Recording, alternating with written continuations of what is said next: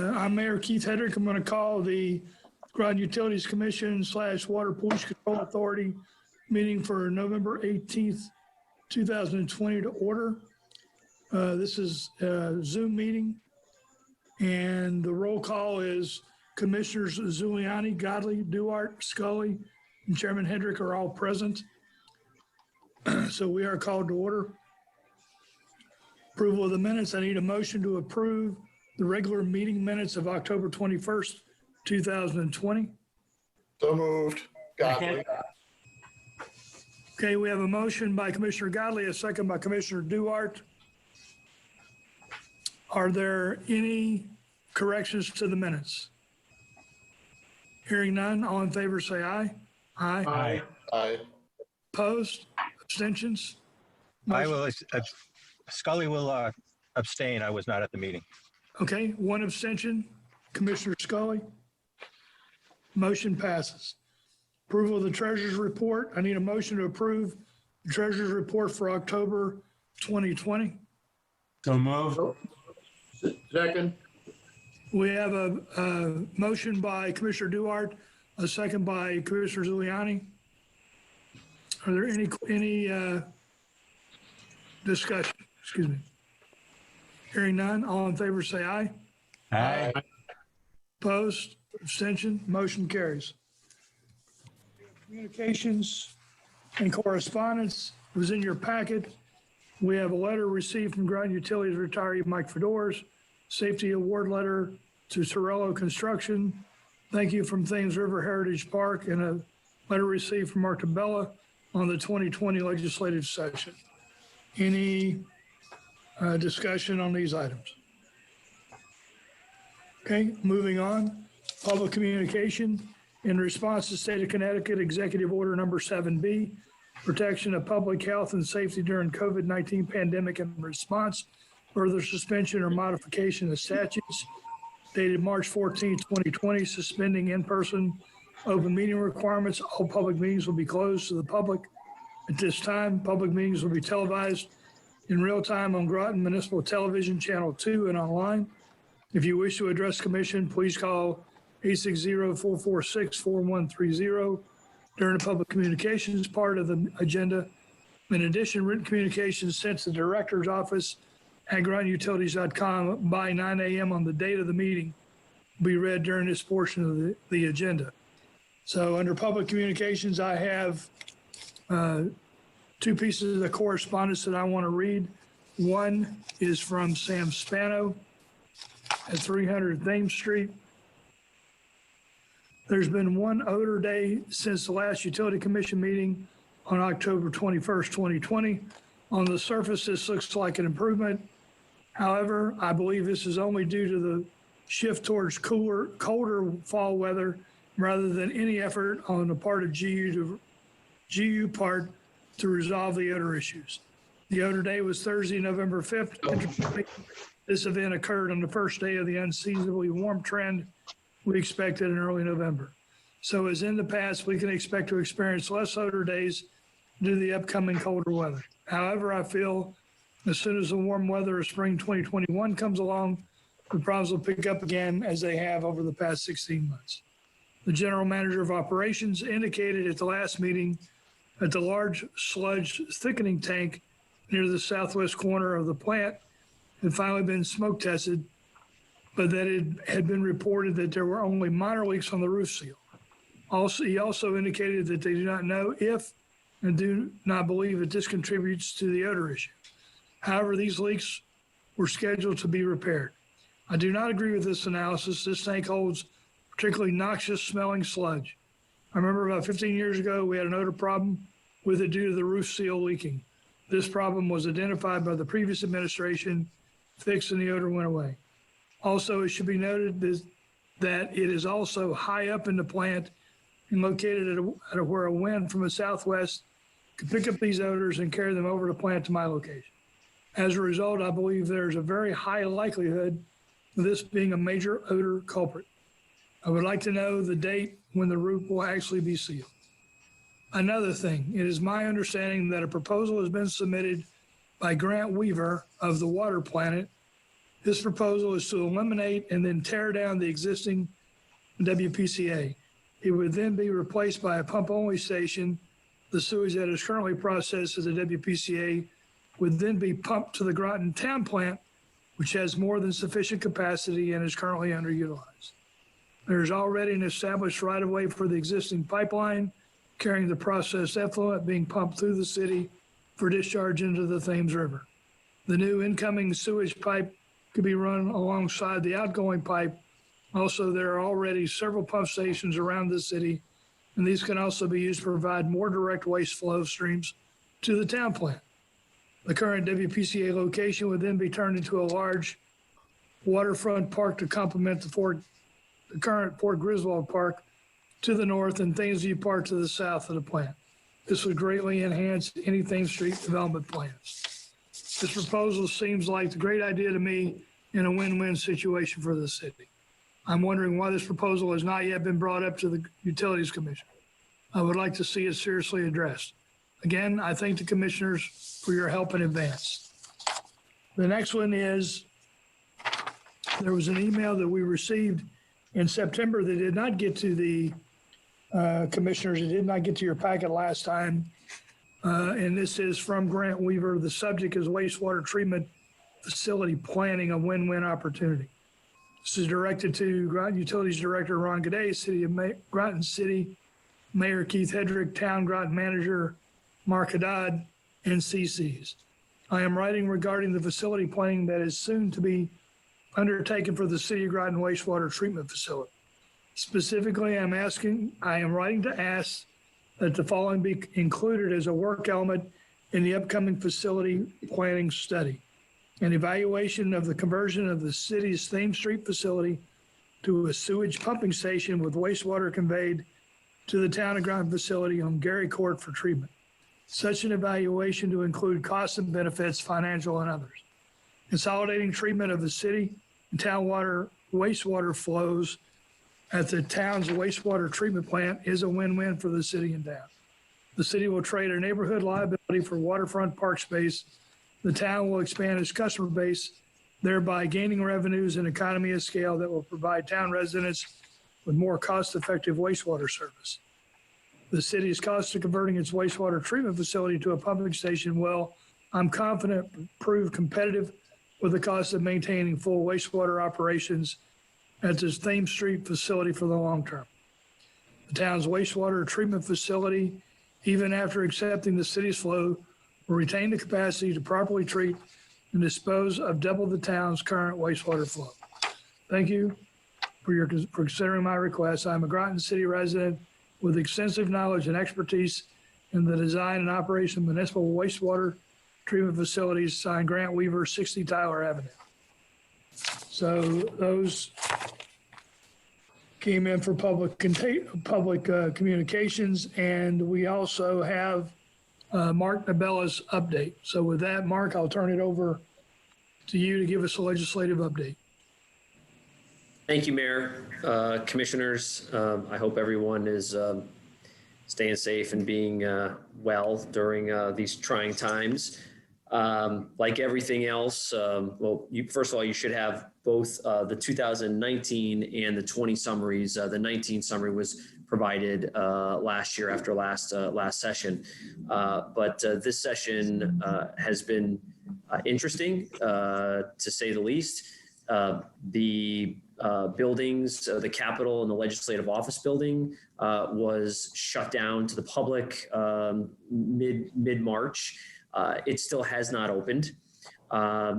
So in essence, what happened with the 2020 regular session is things just stopped mid-March. And seeing that we were not in a budget year and we have a significant surplus, the legislature was basically able to let it ride and just, in essence say, we'll figure it out next year. We know we're going to have a deficit, but we've got, $3 billion plus in the rainy day fund, and we can plug any holes. We don't really have to come in and meet to do certain things.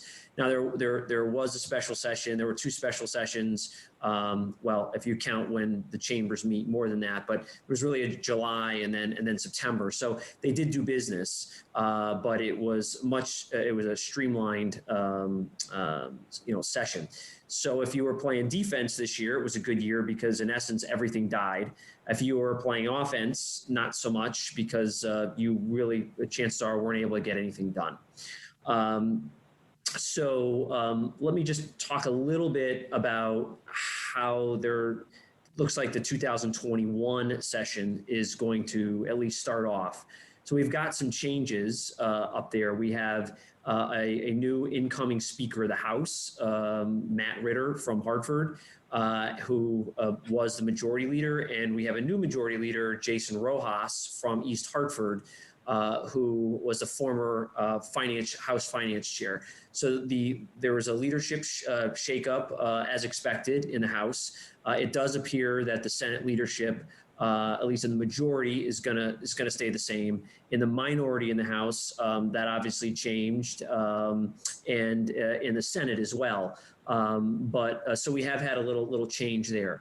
But for right now, the expectation we have is that the building will stay closed likely through the first quarter. So session will start the first Wednesday in January. It's a budget year, so it's a long session. It'll be the first week in January to the first week in June. They will have hearings and such right now, via Zoom. They're working on not having those hearings, limiting the number of bills per Zoom hearing because they just don't want them to go on so long. But it looks like the chances are that the building, depending on how the vaccine progresses, may open in April or May. They're still trying to flush out how that works. Are they going to limit the number of people that are able to come into the building? Are they going to ask people to provide documentation of being vaccinated, their vaccine dates? So they're still playing around with that. But for now, it looks like, at least for the first quarter of this upcoming session, it will continue to be remote, which really puts a premium on a lobbyist, let's say, relationships they have, because you're unable to stand outside a legislator's door, to basically pounce on them, he or she, on an issue. In essence, if you need to talk to them about an issue and they don't either want to return your text message, email, or telephone call, they don't, and they won't. So it puts, at least for the first half of the session, relationships definitely at a premium, which obviously feel comfortable with what we have. So with that being said, that's just kind of what I see happening. We'll still be continuing to track read the thousands of bills and amendments and track the hundreds of bills that affect GU, and it's just going to be a little different on how we interact with whether it be legislators or folks in the executive branch or departments. With that said, I'm happy to answer any questions in the overview or any other specific or general questions. I'll do my best to answer that the commissioners that you have. Hey, Commission, do you have any questions for Mark DeBello? Mayor, it's Jeff Godley. Mark, do you see anything in the pipeline that would affect CBAC and then, of course, down the road, us? I'm sorry, you said CMAC, correct? Yes. Okay. I thought you said CBAC for a second. Not one I don't know. CBAC is the one I know. So yeah, I just wanted to. Anyways, so look, the reality is maybe, right? I think this Take Back Your Grid piece of legislation, which was quite intense after the rate increase on July 1 for the the investor-owned utility areas, which was then rolled back, and then you had the storm in the beginning of August, right? So it was an unfortunate timing for them. However, municipal utilities, we've been on the defensive the last couple of years, as everyone knows, up there fending off, working to craft something, and then fending off, other, let's say, amendments to that in the last couple sessions. And there was a bill that was put in and a public hearing before they pulled the plug in 2020. Or other items that may affect CMEC, sure. I do think that just like anything else in life, the worm always turns. And I think because of the response that the municipal utilities had for the storm, we are obviously at this point, not that we weren't ever held not in high regard, but we were kind of back in favor again because of that, our response. And as a result, I think that's a good thing. It bodes well for us with the Energy Committee and our delegation and others. So the hope would be that would quiet down a little bit, Commissioner, but we always stand ready for pieces of legislation that are put in, because it has been several sessions now in a row where there have been pieces of legislation put in that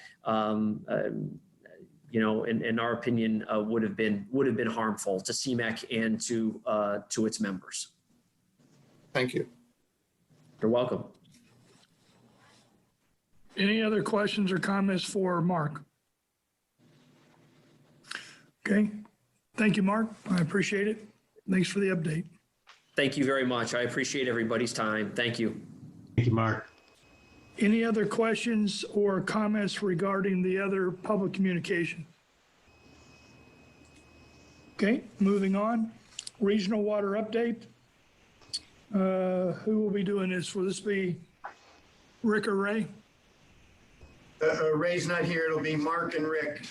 Okay, then. So item A there, Quantuck, Poconic. Quantuck, I can't say it, I'm sorry. Cove interconnection. We retrieved the final designs for that interconnection from the engineering firm. We revised them, and now they are sitting at DOT for review. And we're trying to figure out how to get those reviewed from the DOT and back to us. But that's the status, the short status of that crossing project right now.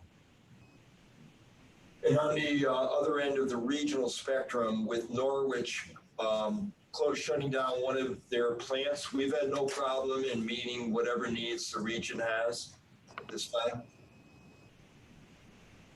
from Groton Utilities, our water supply. Okay. So any questions or comments on the Poconic Cove interconnection? Are we supplying, Rick, are we supplying more water to Norwich than normal, or are we, well, put it this way, are we supplying water to Norwich at this point? So, Commissioner, the supply that we have would go to Montville and then to the Mohegan Tribe in terms of the Thames, under the Thames River, that particular. Okay, gotcha. Yes. Thank you. But we would make up for Norwich's supply to the Mohegans as they get curtailed, like when they had the recent water main break as well. So we are set up to fulfill the obligations of their supply to the Mohegan Tribe. And that's pretty much what would be the extra. Okay. Thank you. Okay, any other questions or comments on that? Okay, drought management update?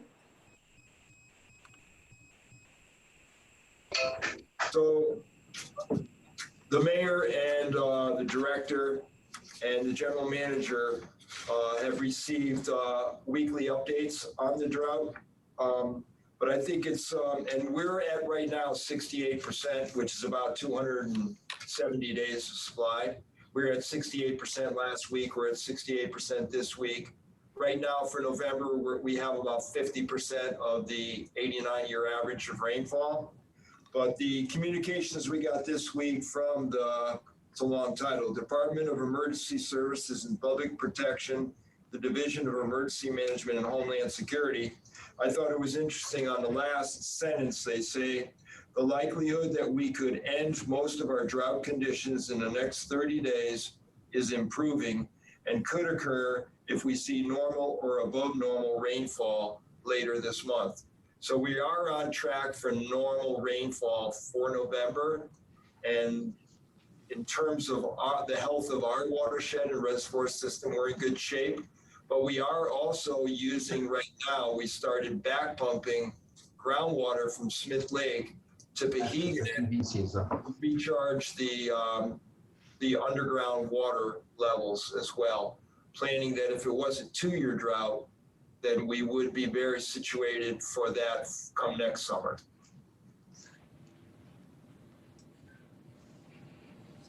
Okay, questions or comments on that? All right, we'll move on. Monthly financial highlights. E. Thank you, Rick. Good morning, this is E, and I'm going to report for the financial highlights for October. So we started with electric. The electric revenue for October is 6% below the budget overall. And we can see the residential sales and sales for resale exceeded the budget by 4.2% and 14.2% respectively. And at the same time, our commercial and industrial sales are under budget by almost 13% and 9% respectively.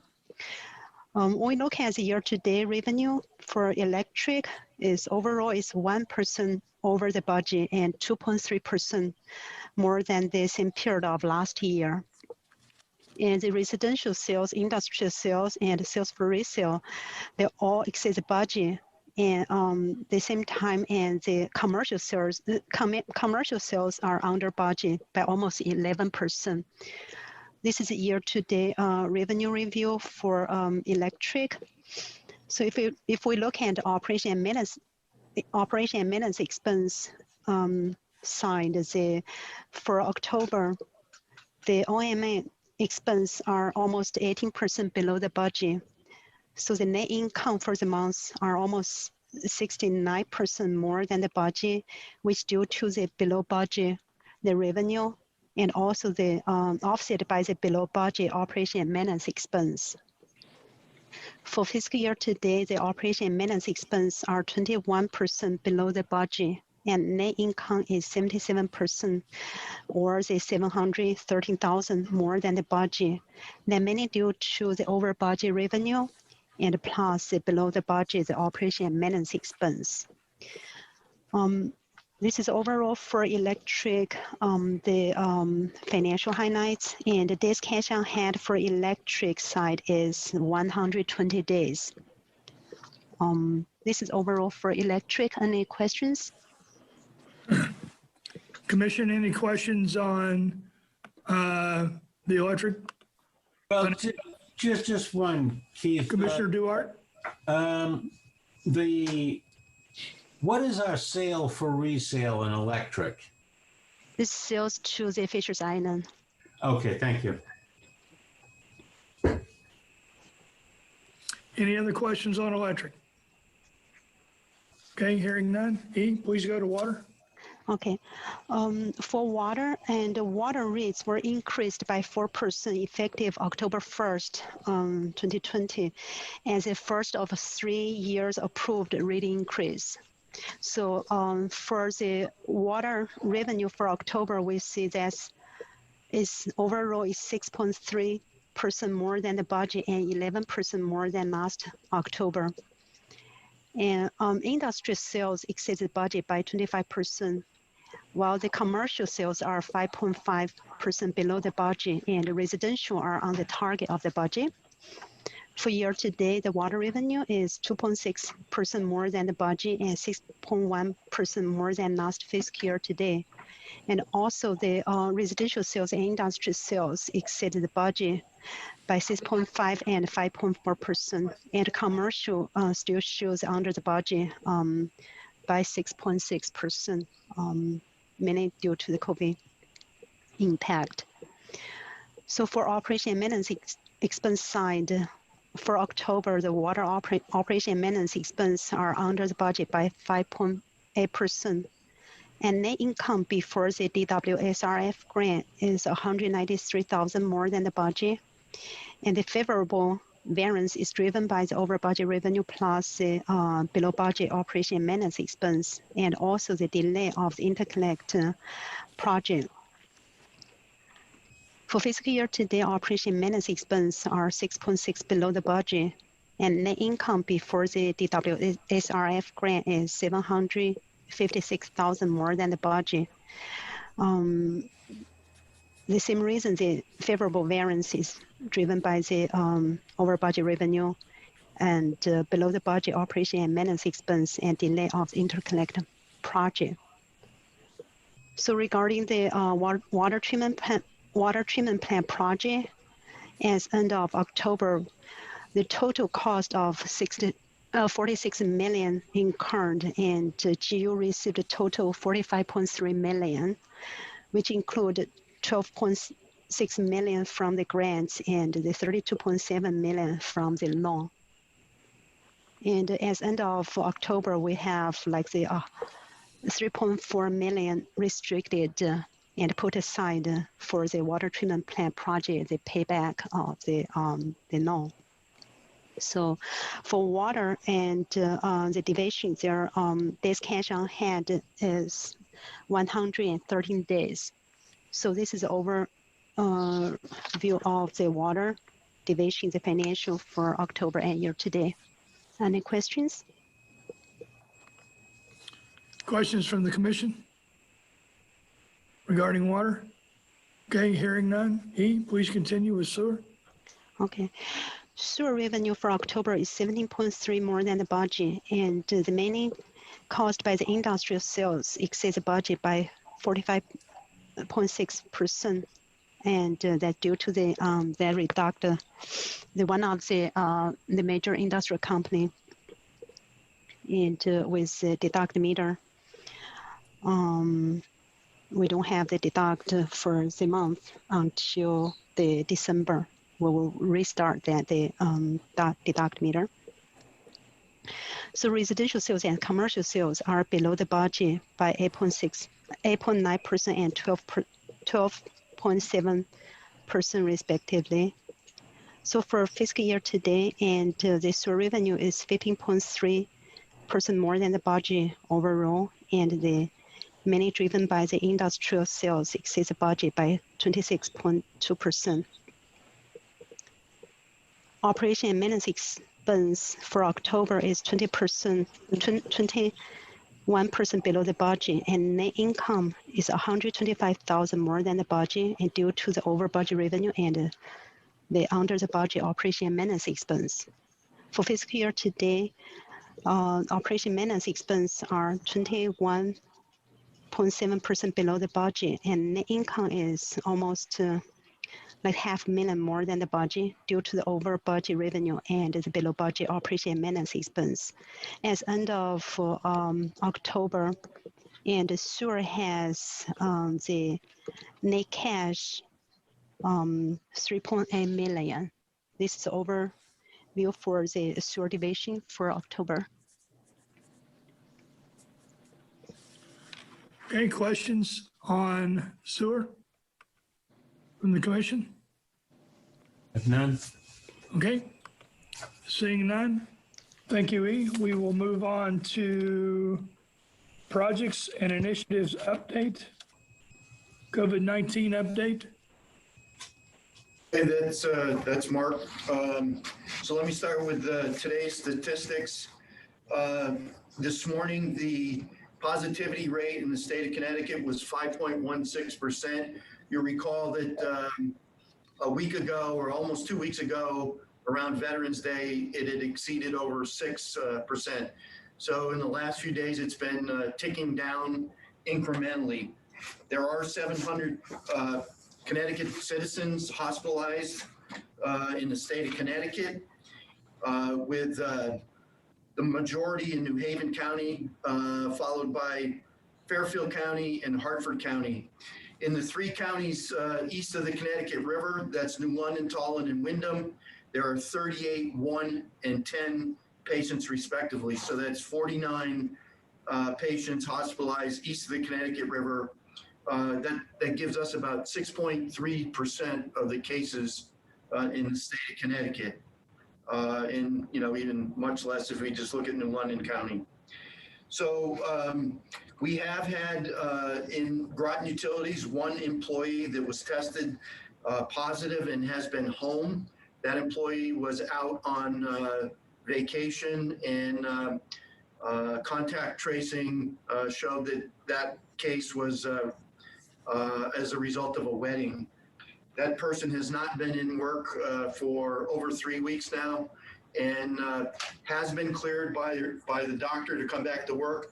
But because of a residual cough, we asked that individual to stay out so that basically we wouldn't be, you know, causing people in the building distress from hearing the cough. It's pretty significant.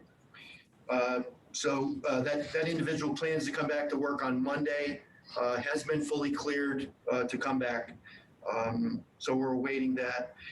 We do have 3 other personnel in Groton Utilities where we're awaiting results. A couple of these were direct contacts, not significant contacts, but they were direct contacts, and we're awaiting test results for those individuals. We expect to see those in the next day or so. We don't expect any other adverse activity to happen within the utility, though, as a result of this. But just want to keep you abreast of that. So a couple other things of note related to COVID. Groton Utilities Electric did assist a new state testing facility to be energized on Pleasant Valley Road. They were working, I guess that's the old Pleasant Valley School back there behind the Honda dealership. And they were working off a generator, and we had a request through the state to help expedite that for shore power. So we did that. And that's going fine. One thing to note that is significant that you don't hear often in the news, and the reason I mention is because I am very diligent about listening to the governor in his daily debriefs on COVID, is the Connecticut mortality rate continues to decline, even though the positivity rate is bouncing up and down, and the number of, obviously, cases are ticking up. But the number of tests that we're doing is over 2.8 million already in the state of Connecticut. So that's almost virtually every person in the state has had at least one test, if you look at it that way. So the doctor, and I forgot his name, on the governor's task force yesterday from Yukon Health was commenting that he feels somewhat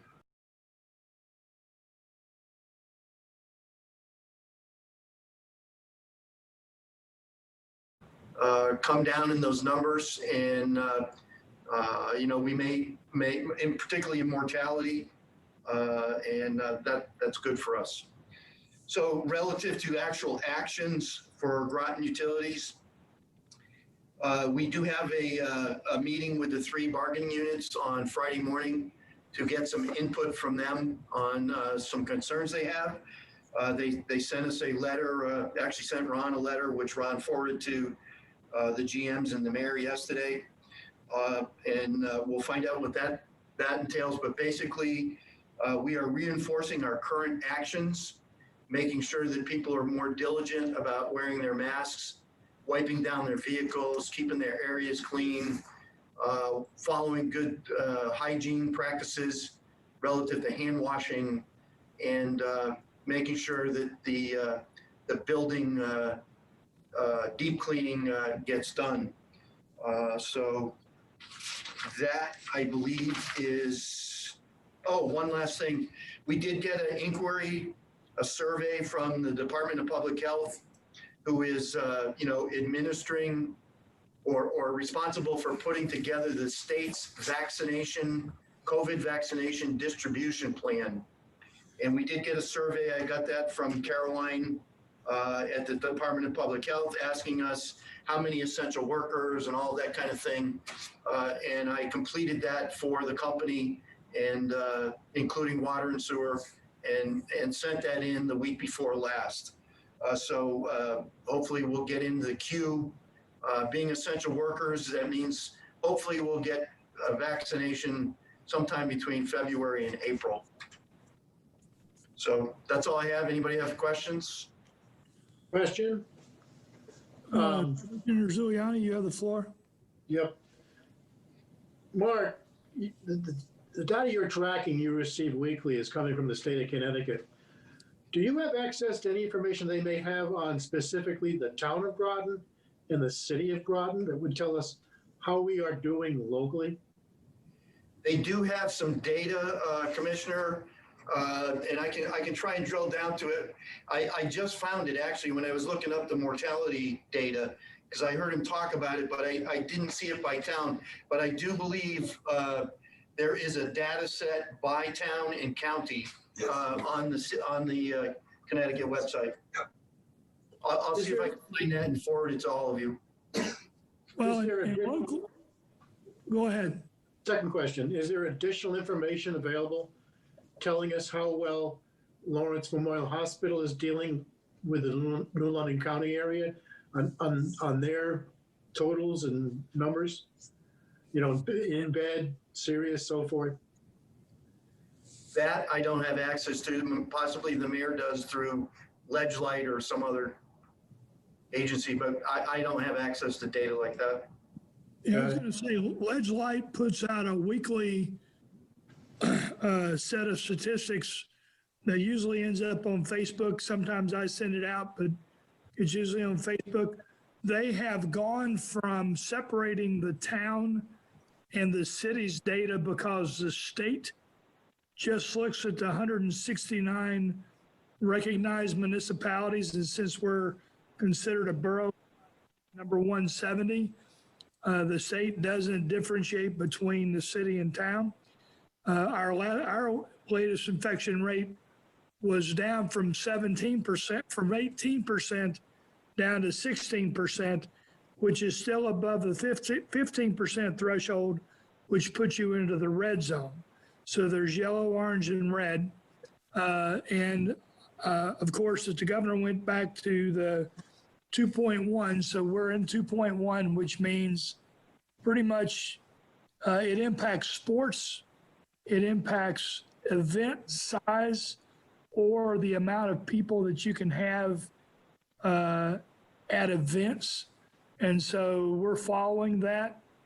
And so far we have been successful with that, but I can see if I can find the Ledgelight information last week's and send that to you, to the commission. Thank you.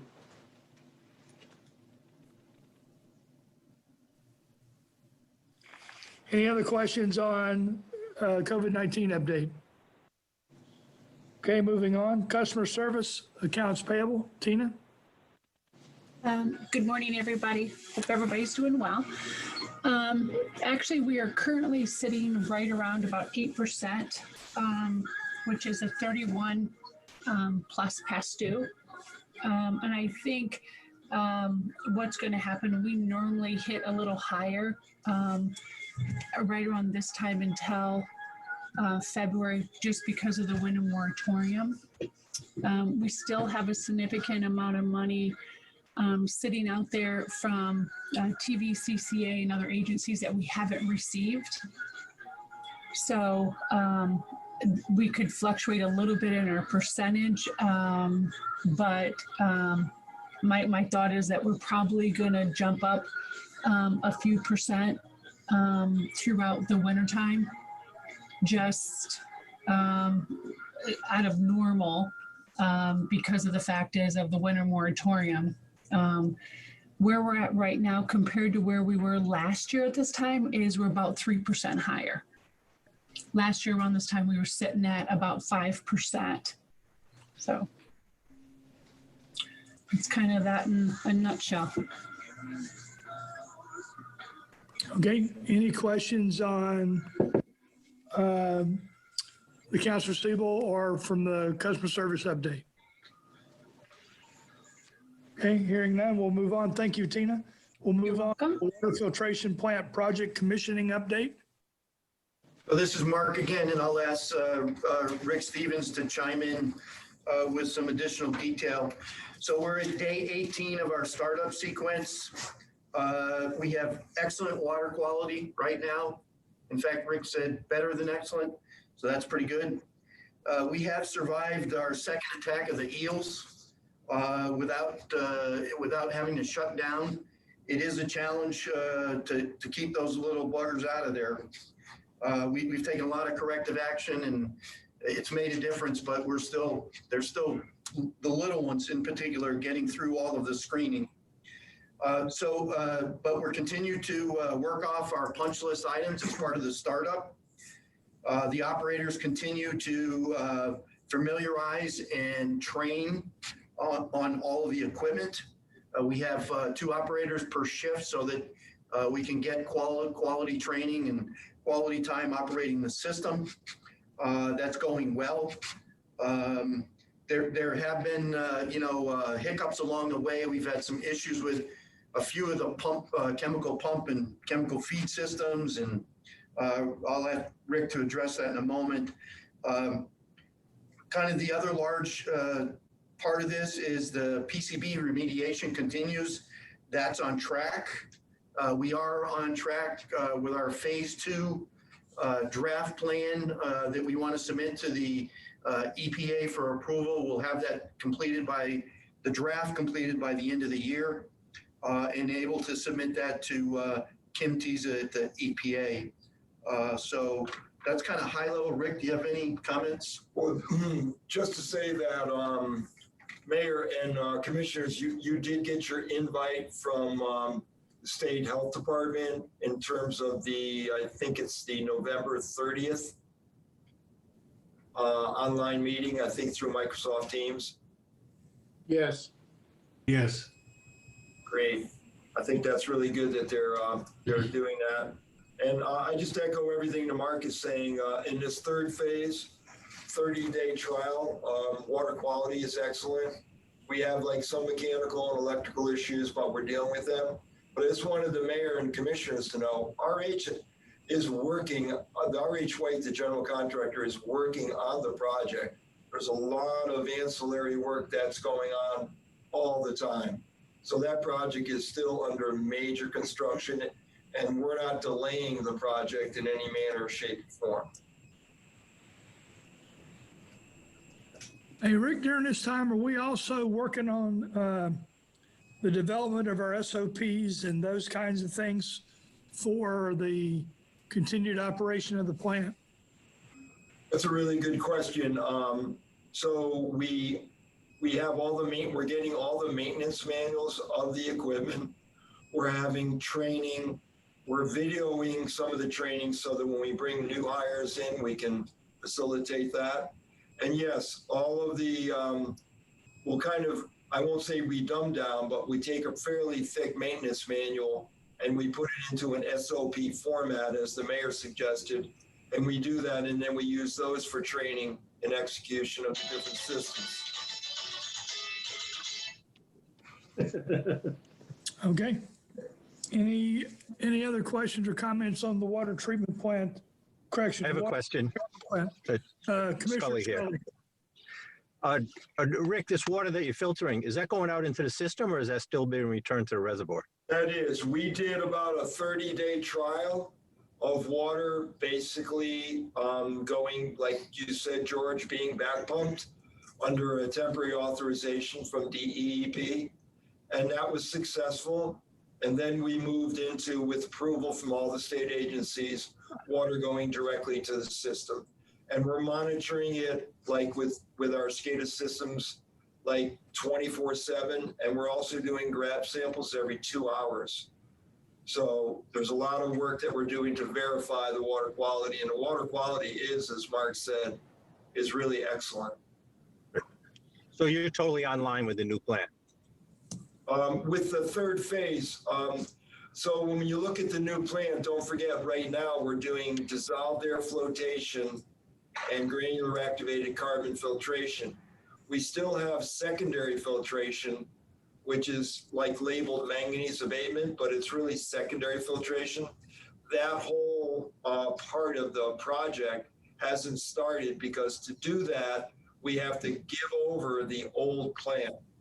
So once we're comfortable with the new center process of clarification and filtration, they have to do the demolition of all the old piping in the pipe gallery and then make an interconnection to the secondary filtration.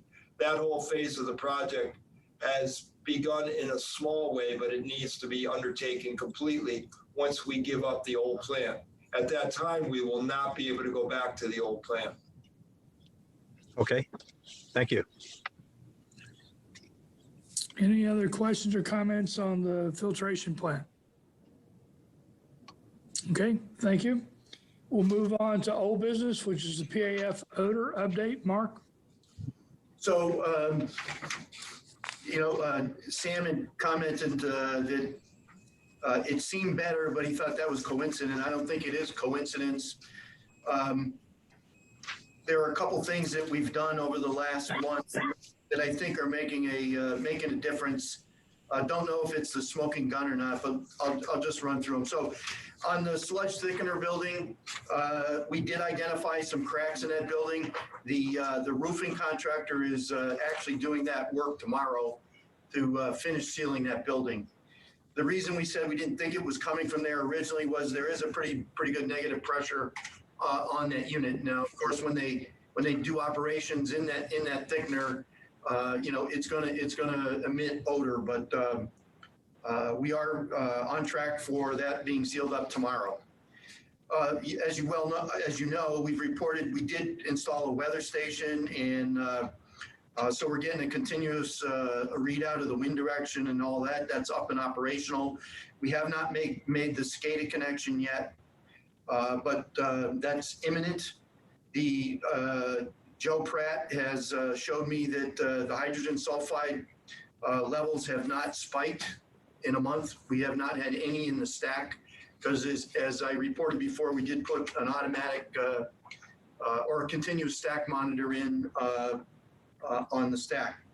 So what the big thing that happened in the last 3 to 4 weeks is that Joe worked with the Pfizer facilities folks on the Pfizer side stream. And it Pfizer was not using the volume of water that they previously had been using to push the effluent from their facilities to us. So Joe worked with them, and we installed a hydrogen sulfide monitor in a couple of their sample pits, and they increased the volume of the water that they're using to push their effluent to us. And that has dropped the hydrogen sulfide readings in the pits that we're monitoring from the Pfizer side. So that I don't think is a coincidence. I do think that's helping us. And the next step is Joe is working with Electric Boat on the same issue, the EB side stream. They are going to allow us to install a hydrogen sulfide monitor, a permanent monitor in a couple of their sampling pits. We're working through, I saw the emails yesterday where it had to go through their security folks and all that. So that's in the process. And it looks like it's the same issue. Folks are trying to economize on water usage, but in doing so, it's lowering the flow rates and may not be scouring the pipes as much as we want them to. So Joe's working on that. We did already report, we put in the activated charcoal covers, particularly down by Mr. Spano's house, and I think 6 or 7 covers up Thames Street. The other thing we're going to take a look at over the next couple weeks is whether we can jet more often on Thames Street. We typically clean our entire pollution control or collection system every 5 to 7 years. It's, you know, complete cleaning. But on Thames Street, we normally do it twice a year, and we'll take a look and see if we bump that up, if that'll give us, you know, another increment of improvement here. So all in all, we continue to look at this, continue to, you know, poke at everything that, you know, different folks are bringing us ideas, and we're running them to ground to make sure we can, you know, eventually, you know, reduce as much as possible any odor emissions. I don't think we'll ever fully eliminate because it is a pollution control facility, but we are continuing to work on this, and that's all I have. Anybody have questions on that? Observation. Yes, sir. I was lucky enough to do a walkthrough tour with Joe Pratt on Friday, October 30th. He pretty much gave me the detail on all the sections of the plant itself and what work he's doing and making things, you know, quickly repaired, and all the backup work they're doing together as a team down there to resolve this odor issue. And I first want to thank him. It was a great presentation to see how the details of that plant works. What caught my eye was, of the 4 sludge settling tanks, we're only using one of them right now. And that, he indicated to me that's because the volume of sludge is down. They don't need the other 3 tanks, which used to be an odor problem, but it's no longer there. And I just feel confident that Joe and his team are doing everything possible to resolve this supposed odor issue. And I think they're on track. They're doing a great job as far as I'm concerned, and I'm impressed. Thank you, sir. I do believe they're doing a good job down there. We have some other data that Rick wanted to comment on related to BAF from the state of Connecticut. Rick? Right. So this will be in your package next month, but just give you a little spoiler alert. We looked at the 4, so our main regulatory agency is DEEP, Department of Energy and Environmental Protection. And they have 4 parameters that they view for the regulatory compliance. Their BOD, the biological oxygen demand, and we need to remove that like 85%. They look at suspended solids, they look at turbidity, and they look at nitrogen. All of what they're looking at improves the water quality in Long Island Sound. And we are a coastal community, and I know the mayor has always taken that to heart to protect Long Island Sound. If you look at all 4 of those particular parameters, over the last 2 years, we've seen dramatic improvement on all 4 of those, better than the regulatory requirements. So we've ensured our contribution to Long Island Sound that had the problem with hypoxia or low oxygen levels by removing the BOD, which uses up oxygen. And also we've lowered the amount of nitrogen below the lowest limit that they required. So this data, which is taken from our records and the trends that are represented, show excellent regulatory performance. So although, and I'm not downgrading the odor, but in terms of our regulatory compliance, we are better than we're required in these parameters. And if you look at the trends in the last 2 years, actually since Joe Pratt has been CPO, there's dramatic improvements of what we're doing. Thank you, Rick. Mayor, we can't hear you. Oh. Yep, you're right. I saw it. Thank you, Rick. Any other questions or comments from the commission regarding the PAF? Okay, hearing none, we will move on to new business. The action items. The first one is I need a motion for GUC WPCA 20-11-41, consideration of an action to authorize Groton Utilities Management to purchase annual maintenance and support of the North Star billing system and add-on modules used for Groton Utilities electric, water, and sewer utility billing, and Bosler Light and Power Company electric utility billing from Harris Computer Systems Incorporated, 62133 Collections Center Drive, Chicago, Illinois, for an amount not to exceed $70,578.20 to be paid from funds available in the approved fiscal year 2021 customer service budget, and that the city council be apprised of this action with a recommendation that it concur. So moved. Motion by, Second. second by Zuliani. So we have a motion and a second. Discussion? This is routine maintenance that we renew every year. I really have nothing else to say about that. Tina, did you have anything to add? No, nope, it's just our routine service maintenance for our billing system and all the modules. So, Yeah, this is our standard annual contract. Any other discussion? Hearing none. All in favor, say aye. Aye. Aye. Opposed? Abstentions? Motion carries. I need a motion for GUC WPCA 20-11-42. Consideration of an action to authorize Groton Utilities Management to retain and the lobbying services of Medici LLC, 1 Gold Street, Hartford, Connecticut, for lobbying services pertaining to electric, water, wastewater, and any other utility matters as necessary in an amount not to exceed $108,000 and no cents to be paid for the professional services lobbying account in the approved fiscal year 2020-2021 and proposed fiscal year 2021-2022 utility department budgets, and that the Director of Utilities be authorized to execute, and furthermore, that the City Council be apprised of this action with a recommendation that it concur. So moved. Second. Motion by Duarte. who is the second? Scully. Scully. Second by Commissioner Scully. Discussion? This is the annual renewal for Mark DeBella's services. We did hear his update today. He is actually still online if you did have any additional questions. His contract is being renewed at the same price. There's no increases, and I can address any specific questions if you have any. Commission, any further comments? I have none. Hearing none. All in favor, say aye. Aye. Aye.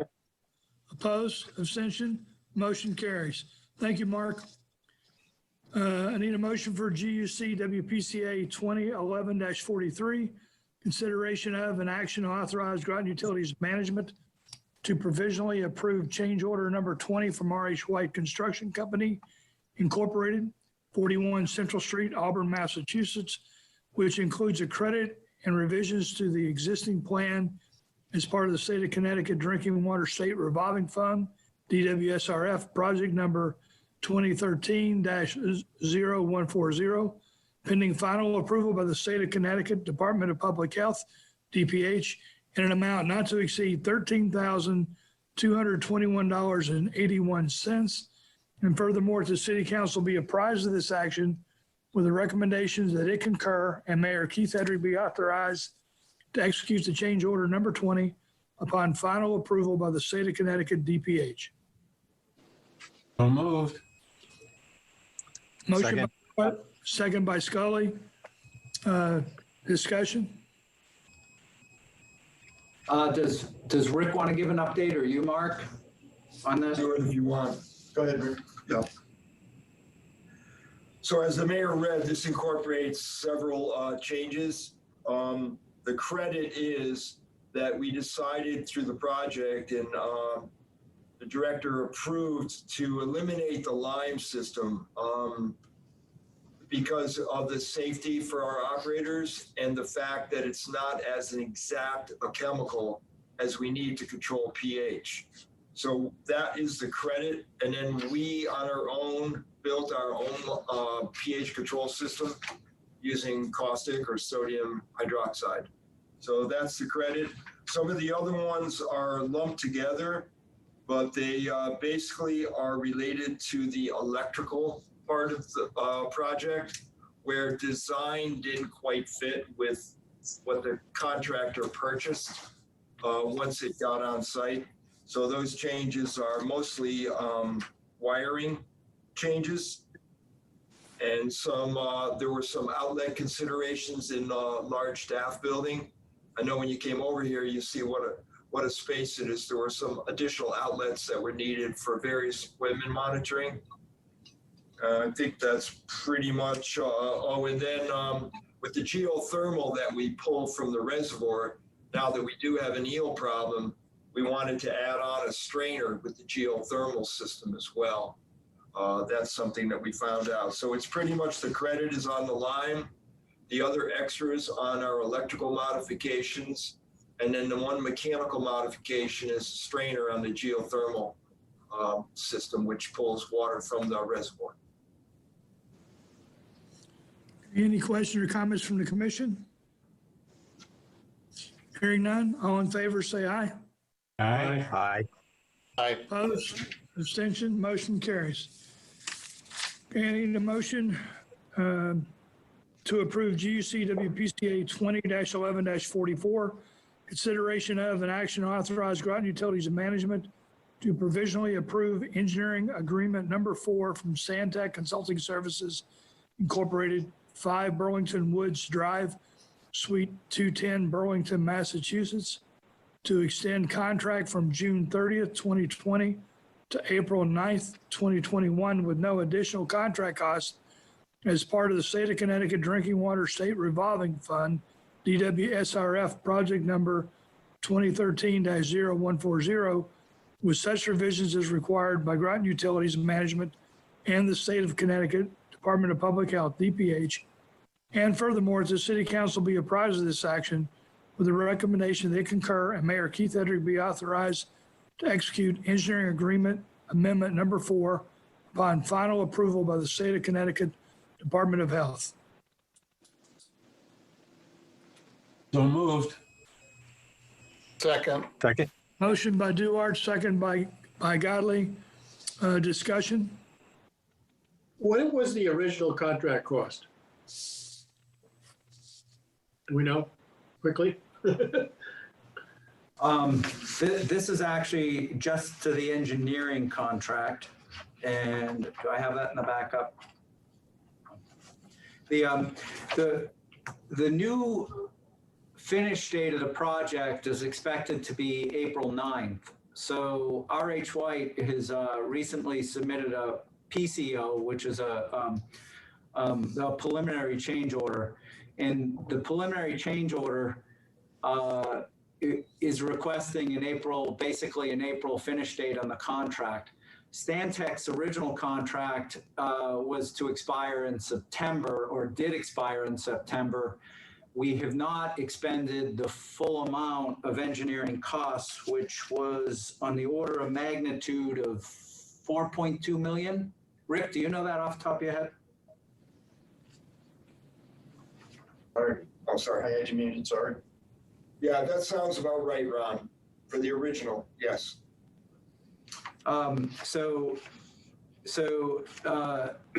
We've been able to cut back the amount that we use Stantec, and Stantec has economized the amount they have been doing things by trying to increase efficiencies. And therefore, we're not increasing the contract amount, and we are extending the service date so that we can get the new manganese contactors online. And I'll let Rick add to it, but I do believe we need Stantec services to get these filters online. Yes, Ron is absolutely right, because the manganese contactors there's only probably 3 systems in the United States that employ this technology, and Stantec designed them, oversaw the pilot studies. So, like as Ron said, we need the engineering to go forward, at least with some oversight on that phase 4 of the project, which is the manganese contactors. Mr. Zuliani, I just flipped to the engineering service agreement. I thought it might be on it. The original engineering agreement was for about 4.2 million. We did have a change order or two that increase that total final amount. It's actually on the draft agreement in your package, and it's actually currently 5.23 million. Thank you. Any other questions on this resolution? Hearing none, all in favor say aye. Aye. Aye. Opposed, abstention, motion carries. I need a motion for GUCWPCA 20-11-45, consideration of an action authorize management to approve the applicable bid and issue one purchase order to James A. Kiley Company of 15 Linwood Street, Somerville, Massachusetts, for the purchase of one 2021 4x2 Freightliner M2-106 outfitted boom truck with Terex Telect HRX55 boom in the quoted amount of $242,493.00 to be paid from funds available in the approved fiscal year 2021 Electrical Division non-bonded capital funds. And furthermore, that the city of Groton be appraised of this action with a recommendation that it concur. So move. Second. Motion from Giuliani and a second from Scully. Discussion? This is go ahead, Ron. I'll just pass this one to Vern, actually, or you, Mark, whoever was going to take it. I can take it. Yeah, go ahead, Vern. So we're looking at a Freightliner truck with a Terex boom, working height of 60 foot with a 326 horsepower Cummins in it, 4x4 like the mayor said. This is part of our fleet obsolescence program. This is in our plan. This is a planned change out. We will be trading in another vehicle. So the vehicle count's not going up, but we're getting rid of an older, well-used vehicle. And as George knows, it would be a 72E. It would be the replacement. Yeah, it's way overdue. So this is the second bucket truck you've ordered from Kylie this year. Correct, right? Yes. Is that true? Yes. Yes. Yeah, there was one late in the spring, right? Yeah. Yes. My understanding is that the bucket trucks take about a 12 to 18 month lead time. Is that correct? Can be. Well, right now we're running into COVID delays everywhere. Understand. They're But saying I about guess- 8 to 10 months. 8 to 10. Okay. 8 to 10 months. Okay. So I guess the point that I'm trying to bring to the commission, or at least remind the commission, is that we're not just going out and getting this in a week or two. It's going to take us several months because these are custom trucks that we're getting for a specific reason. And I know Commissioner Scully knows firsthand, but it's just a good reminder to have. Question? Any other questions or comments? Commissioner Giuliani? Does this truck come with the new upgraded, we just did a communications, radio, phone, whatever, in the trucks to connect with all the other trucks? And does this come with that truck, or do we have to add that after we get the truck? You have to add it. Okay. Yes. The plans are in place to add it. We've already accounted for that. Got it. Any other discussion on this resolution? Hearing none, all in favor say aye. Aye. Opposed? Abstentions? Motion carries. Okay, the next thing is strategic planning, the final draft of the strategic plan. Ron, is this you, or what are we doing here? I can just coach us through this. The last pages of your package are the new draft, is the latest version of the draft strategic plan. The current timeline and plan is to bring this probably to the December meeting, and if we miss that, the January meeting for a final approval. We're going to try to make a little bit of a prettier presentation out of it, not just this draft plan. But if you guys are all in consensus with the modifications we made at the last meeting on this plan, we'll go to final draft as quick as we can. So the changes that we made were highlighted on the very first page. We changed fiscal responsibility, a couple of the words, and it now reads, we are accountable for fiscal policies with budgetary discipline and competitive rates while practicing long-term planning and prudent use of funds. Mr. Zuliani had a change there that we incorporated. Looks good. Then I'm not preventing us from reading anywhere in the middle here or going to any topic, but I'm just going to concentrate on the highlights. The next change that we made was on page 3 of the strategic priorities in regulatory compliance, and it was in goal 1. So goal 1 currently reads, formulate a relevant and adaptive regulatory compliance plan for the organization. Before, I believe it said risk-based, and there was a desire to change those words to a little bit more positive view.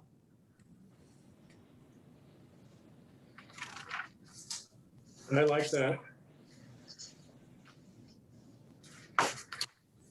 And then the final changes, or actually the final creation or changes were the addition of what is now goal 1 on the commission level goals, goal 1 and goal 4. And I can read quickly through the whole thing for commission level goals. Goal 1 is to improve the knowledge base of the commissioners. The sub goal would be to utilize internal subject matter experts to regularly train commissioners on relevant utility topics. And then sub-goal 2 would be to support and encourage continuing education opportunities. We created an action under the sub-goal, which was develop a commissioner travel policy that supports valued training opportunities and attendance at pertinent events. We didn't think that the travel policy specific to commissioners was really a goal, but an action that allowed the accomplishment of to further a goal. And I believe Commissioner Godley proposed that. Does that work, Jeff? Yeah, I think that does make sense because as we had discussed before, the current travel policy is really geared towards employees and doesn't quite fit for commissioners. And I don't think we want to change, you get to stay in the closest 5-star hotel. I think it's, you would be able to purchase your own tickets with your own credit card and submit a bill, purchase the hotel reservations, within whatever standards with your own credit card and submit the card for payment as opposed to doing it through the city's card, which we don't have access to. And that way, like if we're purchasing our own plane tickets, if our spouse wants to go, that's fine. We can just purchase those together and it just makes a lot more sense. So yeah, I think it's probably pretty easy and doable to draft something up. It would be fairly similar to what we have now, except I think more on how you submit the payment request. So what we did is we took the due of creating that policy. That won't actually be in the final strategic plan. That'll fall off as an action item, just like there's a lot of specific action items under each one of these goals and sub-goals inside that the organization is taking on. But on the higher level commission approved document, that policy won't be referred to, but the sub-goals will. So goal 2, promote the organization as a desired place to work. That was there last time, there was no change. Goal 3, explore opportunities within all business units that support economic development in the region. And goal 4, which was a new one or a modified one, was fortify the commission governance framework and policy set for sustainability, because there was a discussion on governance at the end of the last meeting. Right. The word fortify. We struggled and struggled on that one. I kind of looked at that, right. Why wasn't formalized? I actually don't think someone brought that word out. So that was, I'm looking at Maureen and I'm looking at Noemi. I don't think someone brought that word out. No one said formalized. That word could work too, Paul. Right, because fortify kind of, shields up. You know what I mean? It just has a, I don't know, just has a defensive sound to it, to me. There was the reason that fortifies was chosen. I remember they didn't want to imply that we don't currently have policies. They wanted to say we're going to take the current policies, make them more robust, and then actually advertise that we have them and train on them. Right. Formalize would work fine in that instance. You could also say enhance. But is it really an enhancement, or are we trying to come away with a formalized document or understanding of what the commission is, does, and how it acts? Probably the latter. Well, yeah, that's why I was looking at formalizing something. Okay. All right. But yeah, And- all right. That makes sense. Yeah.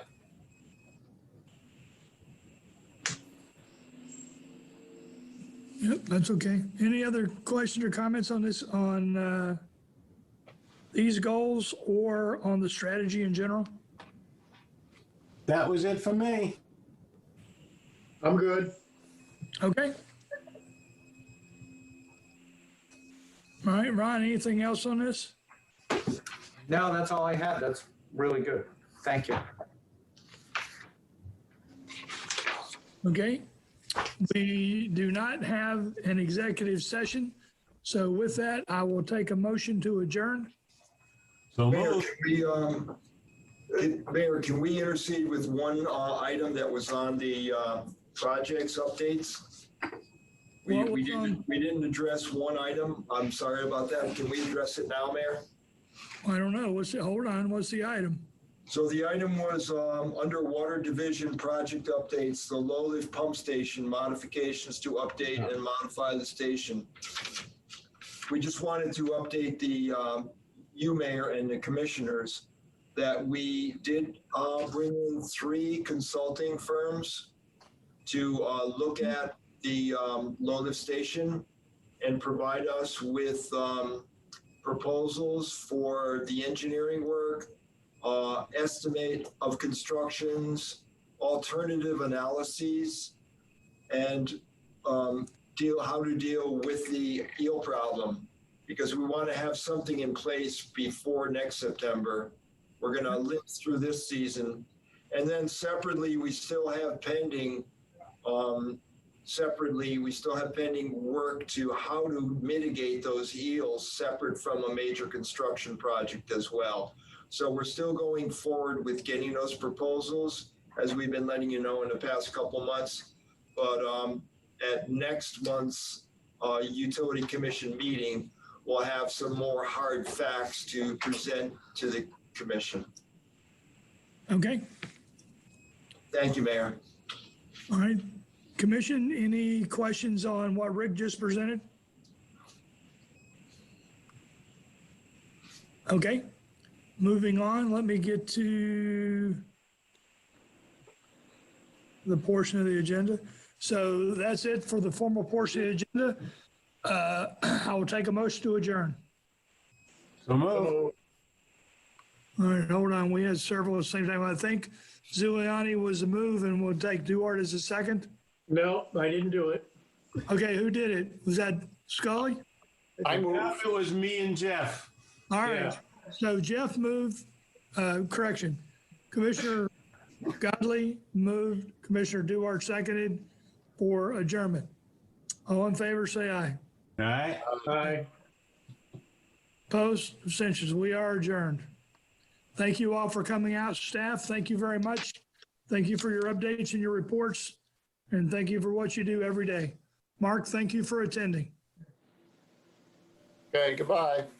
Everybody have a safe day. You too.